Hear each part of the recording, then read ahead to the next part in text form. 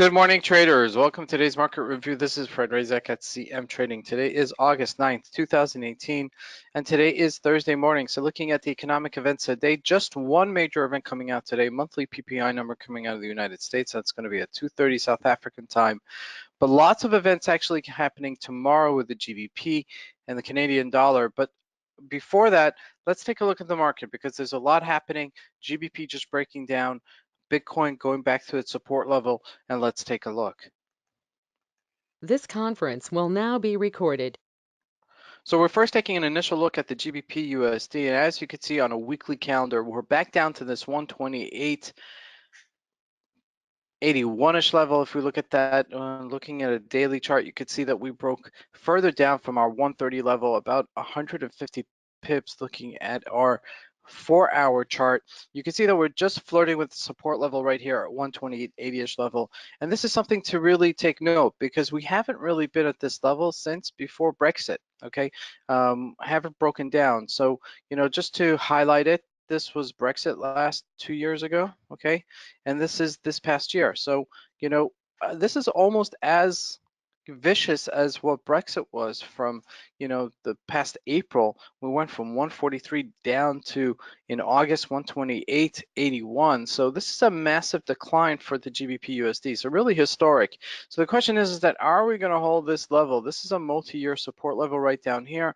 Okay, so just be aware that if we do break it with some velocity and some momentum, we could see ourselves back into the 125-ish level. I mentioned this the other day. So, altogether, it's still very weak. But as the numbers actually, we're going into a number tomorrow that might actually push us higher. And, the markets don't like to go all at one time. So we may see a bounce finally or a short covering rally. Okay. So that's something to keep of note. Looking at the Euro USD, we didn't break this above this 116.20-ish level yesterday. We receded back to the 115.84, which is a nice little pivot move and looking like an upside down head and shoulders. So, ultimately, if it doesn't break out higher today from the 1621, then I believe that we'll be trading within this range for some time, okay, until something or some catalyst break it out higher. Looking at the USD ZAR, this is really important to note because every time we hit this 1345 level, we sell off. We're trading at 1337. So this might be a bearish move. So kind of keep an eye on that today to see how that actually fluctuates, going into the week. Now looking at the Aussie USD, nice breakout on the upper range. Okay, now this is something we've been watching for quite some time, been trading between these two ranges, and finally broke out yesterday on the upper range, 74.45-ish level. So the question is that at this level, I want to see this, actually holding this area, okay, because it may actually break out higher.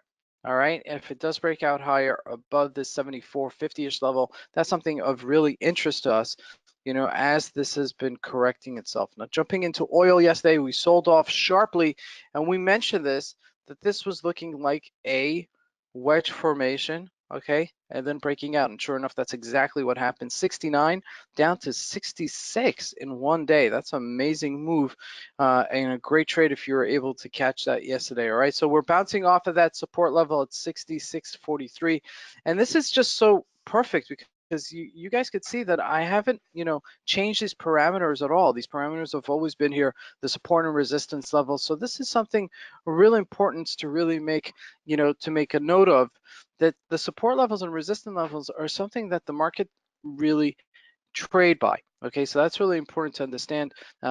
So great trade if you're able to catch it. We're trading right now at 66.99, about $67. So let's see if we get that bounce today after this massive decline. Now jumping into the NASDAQ, still at its all-time highs, 74.73, just flirting with it, okay, and waiting for something to take it up higher. Now what has taken it up higher is Amazon.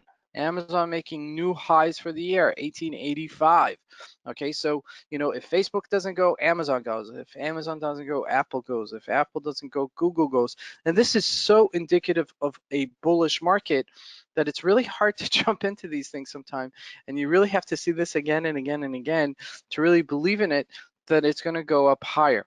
Okay, if we look at Apple, didn't break out higher, still trading at 207. We capitulated at 208. So the question is that, maybe it was taking a breather, maybe some people taking money off the table, but it's still very strong. So I'd like to see a nice follow through there on the upside with the NASDAQ. Now jumping into the Dow Jones, we broke above the 25,500-ish level to 26,000. However, we're still not above this area of 25,600 or 25,800-ish level. So I'd like to see this area actually close off, all right, for me to really have some conviction on the upside. I believe we'll get it because the stocks are still very strong and they're following through.